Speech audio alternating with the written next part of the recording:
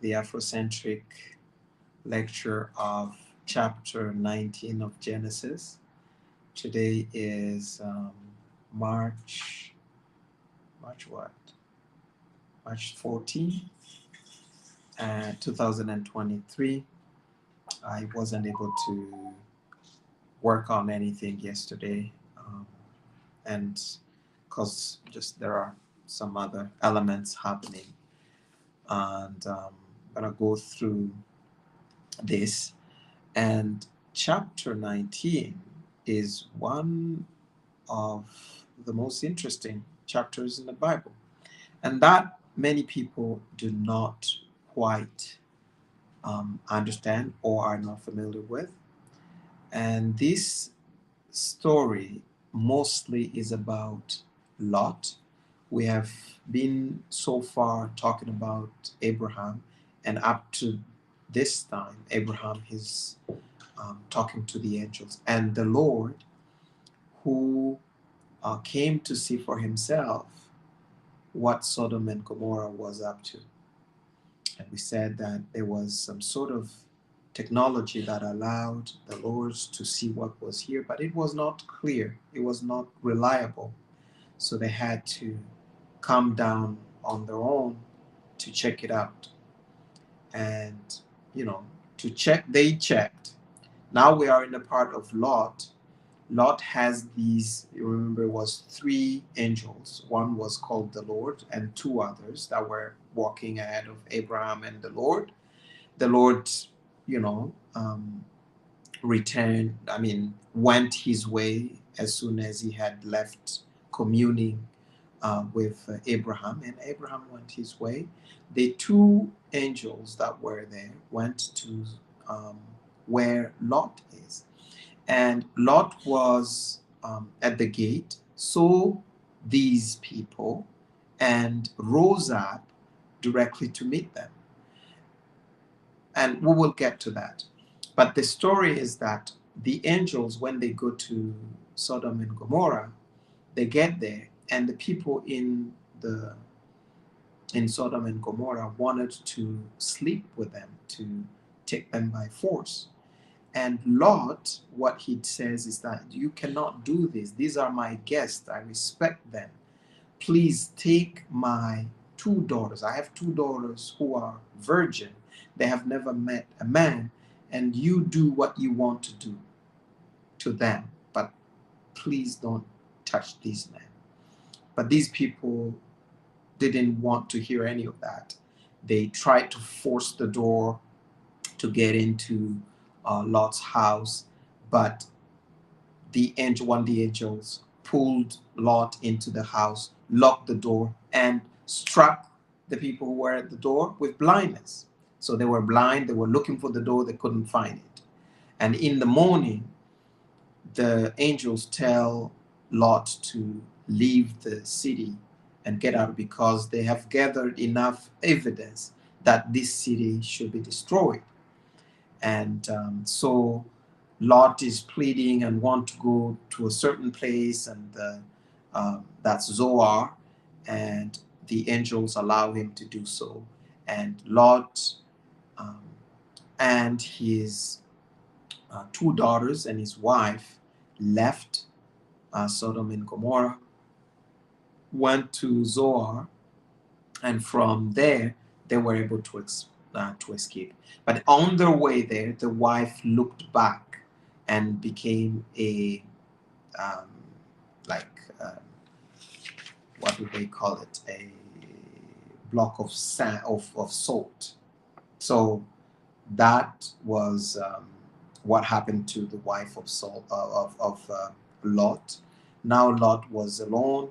He left that Zoar, went into the caves in the mountain, and from there, what happened is that he um, he had his two daughters, and the two daughters went on to sleep with their father and had each one child from them.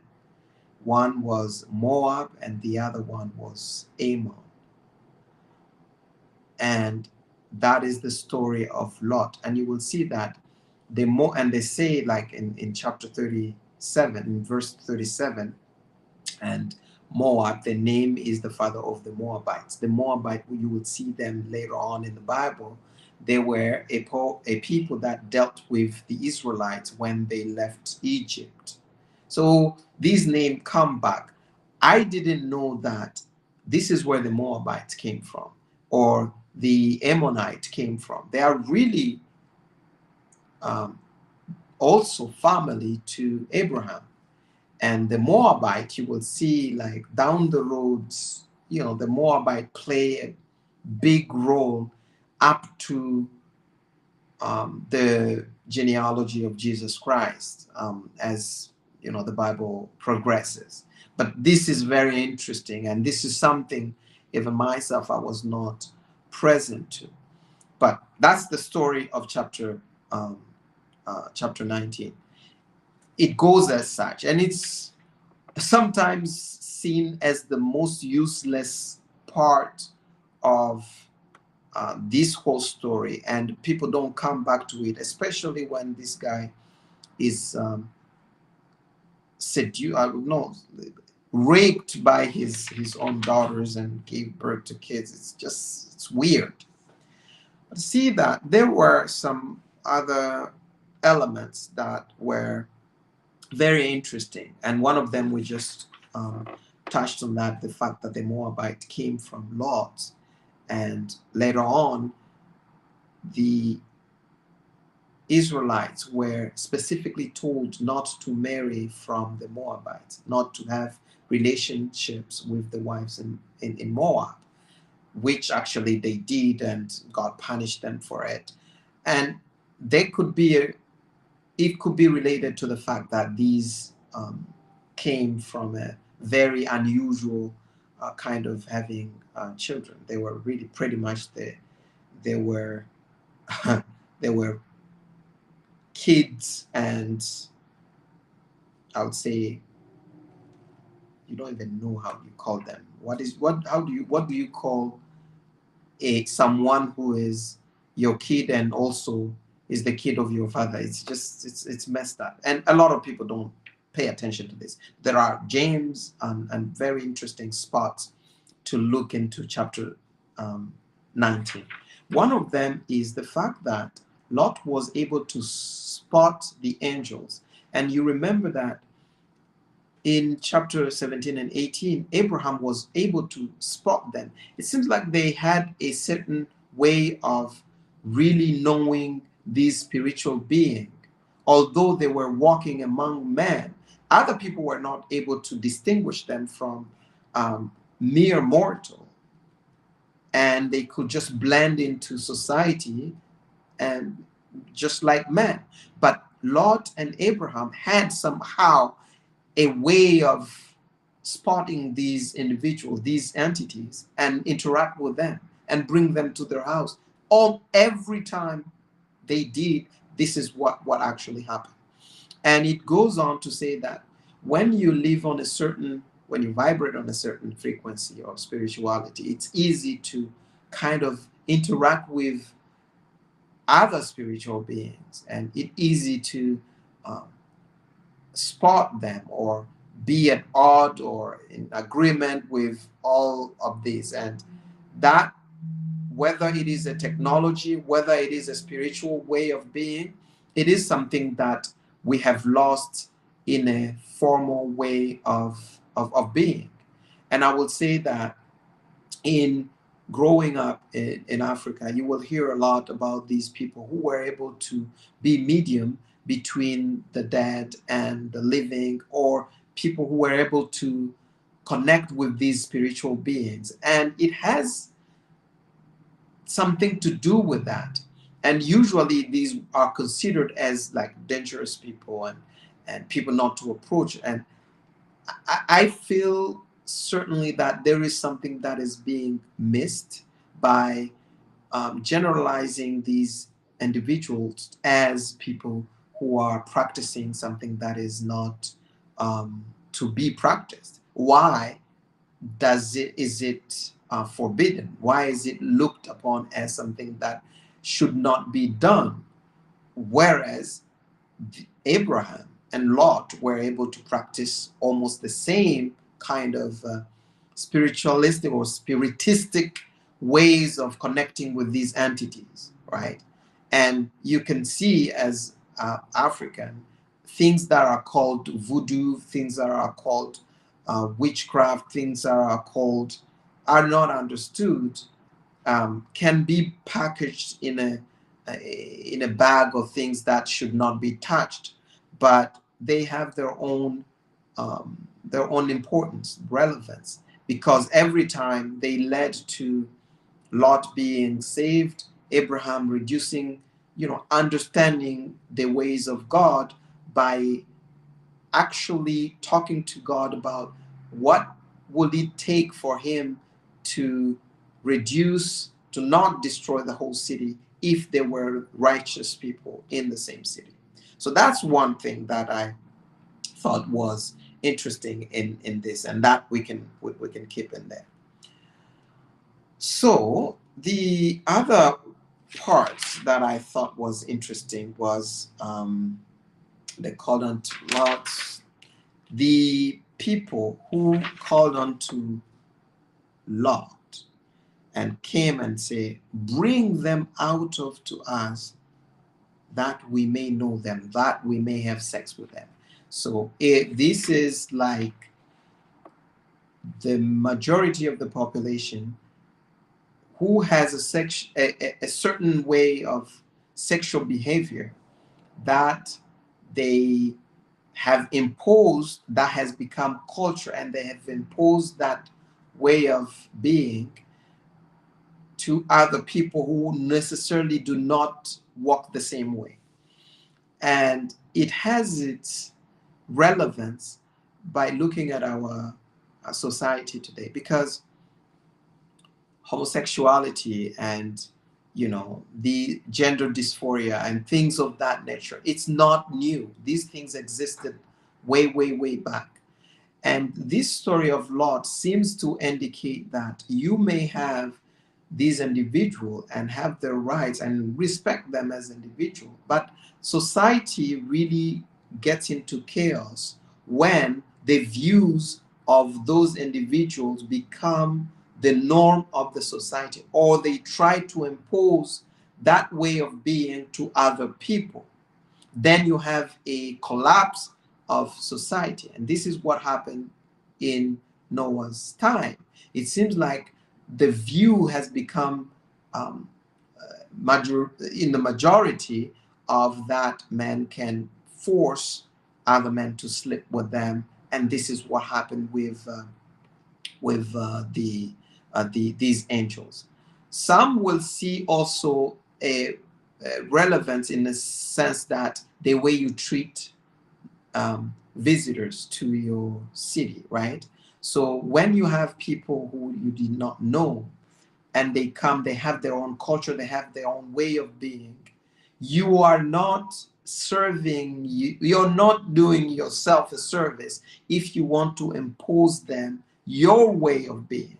It could be any culture. That is not necessarily a deviation from the norm that we know, because male and female is the standard, and the spectrum as it is created right now is something else. But you can see that a certain culture applicable to visitors, they can keep their own culture and be in your land as guests, and you treat them with respect. Unfortunately, so too often, and this is an Afro-centric way of seeing this, too often when we as people of African descent come to countries that have a different way of being, we don't know those ways, and we try to assimilate ourselves to that way of being, or we are forced to assimilate to that way of being. It could be forcefully, or it could be with our consent through certain programs that are funded, and making sure that these programs are there to extract the Africanness or the culture that is from Africa and make it look as it is archaic. I was just talking to a friend of mine tonight, and he was of the idea that people evolved, men, women evolve, and as such, there is a different way of looking at things today that is not necessarily um, beneficial. But I beg to differ in a sense that there is a culture, and our culture has been erased, really. We don't know much of what constitutes our culture, and we come to new lands and we try to assimilate. We dress like the people there, which is not a bad thing in itself. But you will see that every culture that has more or less succeeded, they have kept a certain measure of their culture, or of their way of considering the um, gender relationships between amongst that culture. And that is really uh, something that we you can definitely learn from. And if you are in a position to strengthen that culture, the African culture, and having something that will make sure that does not is not diluted by the influence of other cultures, you know that you can survive and you can actually prosper according to your culture and respect that. Now, the other part of chapter 19 is the fact that um, the angel tell Lot that they will destroy it. And Lot went out and spake unto his sons-in-law, which married his daughters, and said, Up, get you out of this place, for the Lord will destroy this city. But he seemed as one that mocked unto his sons-in-law. These daughters, this is what I felt like it was a contradiction. These daughters, Lot was giving them to the men that came to look for the angels as the ones that they will sleep with, and they were virgin. But here they say that these same two daughters, because he didn't have any other daughters, these same daughters were married to the sons-in-law, to which Lot went and asked them to get out of there and go with them, and they did not agree. So what kind of marriage was that?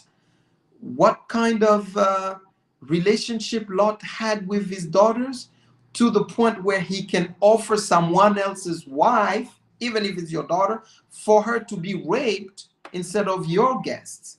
It's tricky.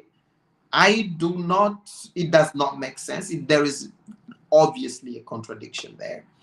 And one of the things that you can extract from that is that um, your in-laws, I would say father-in-law or mother-in-law, whatever in-laws that you have in your relationship, should have a limited power or influence in your own household. As a grown-up person, of course, you will be destroyed if you're married from Lot's family. In this case, the father almost gave up his daughters, someone wives, and then came to the sons-in-law and say, let's go. It's like these sons of in-law did not have a purpose of their own, and they had to follow their father-in-law wherever he was going.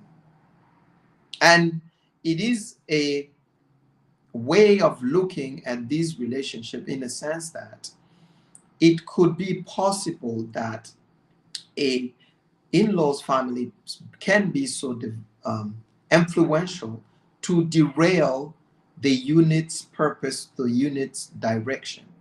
And it's not about like refusing blindly, but these are things that you out to look out for and not really fall short on your own purpose.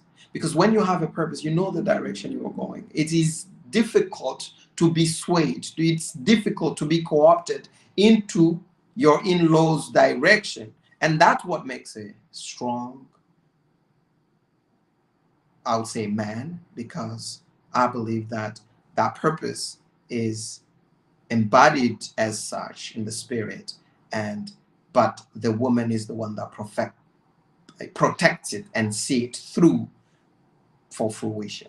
So it was really, really a weird relationship that Lot had with his daughters, with his sons-in-law, and to the point where we get to um, them now going to where they were supposed to go. But before they get there, the wife of Lot, what she did is she looked behind and she became a, what I want to look at what they describe that as. She became a salt pile of salt or something like that. And you can also interpret this in this way. The way is like, as a unit, you ought to go in the same direction, right? You have a purpose. Your partner in life has to see that purpose through, has to buy into that purpose so that you can go in the same direction. If you are not going in the same direction, the wife or one of you may look back in a it could be back, it could be sideways, it could be whatever, and derail the whole endeavor.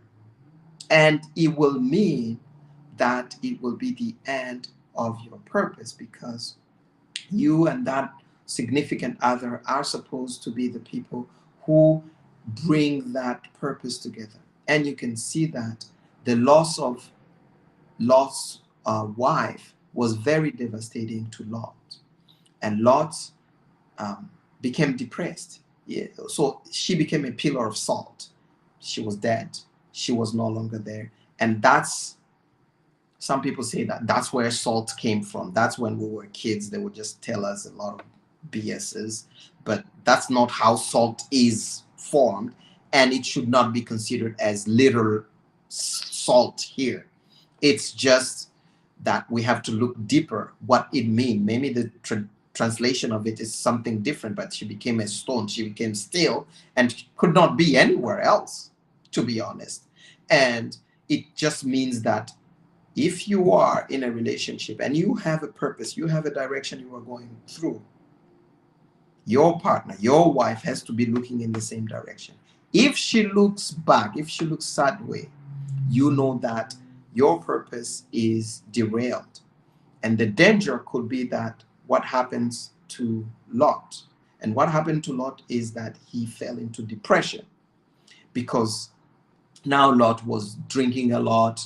Um, this guy went to stay in a cave with only his daughters. He didn't want to do anything. And now his daughters were there plotting to sleep with him, which they did, and gave birth to the Moabite, to Moab and Ammon.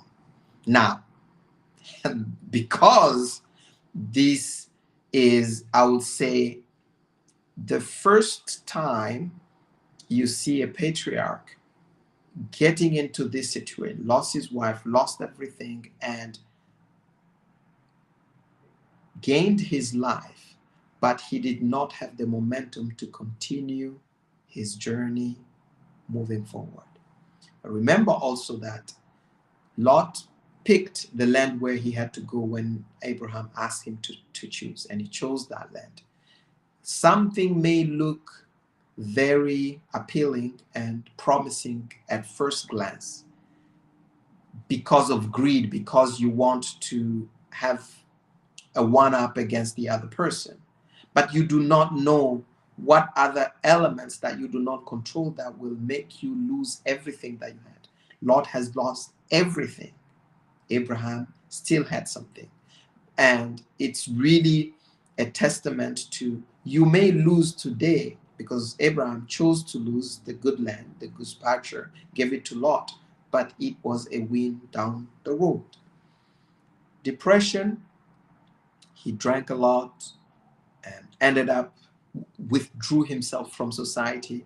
And that became really an issue, because what happened is that he ended up sleeping with his daughters without his knowing, and having kids with that. The moral also is that you may be saved, you may save your life, but if the spirit that was protecting your purpose is no longer there, in this instance, the woman, and that's why the woman is very central in African tradition, not what we have been told throughout our life as uh, African male are just, bullying and want power and things like that. It has never been like that. It could be that you may lose, you may gain your life or be saved, but if you lose the spirit that was protecting you, you may as well die. Or worse, prolong your purpose through an offspring that is unconventional, and that will create more problems. That's what I got for chapter 19. A very powerful one. Hopefully, this is something you see also. Some other people will see something else. These are the few things that we got from chapter 19 of Genesis. We will go to chapter 20. I wanted to combine that, but I think this was just a standalone story to be told, to be understood, and to be dissected in a way that is interesting. And I think it was very interesting. It is interesting. And we will keep in mind the Moabite and the Ammonite. You'll see that they come back through the Bible, but you know where they come from. They come from Lot. And it seems like the story of Lot just ends there. And we will end here. We have our next webinar on racial wealth gap in April, on April 6th. It's a Thursday. The link will be put down there. So register, and we'll see you there. Until then,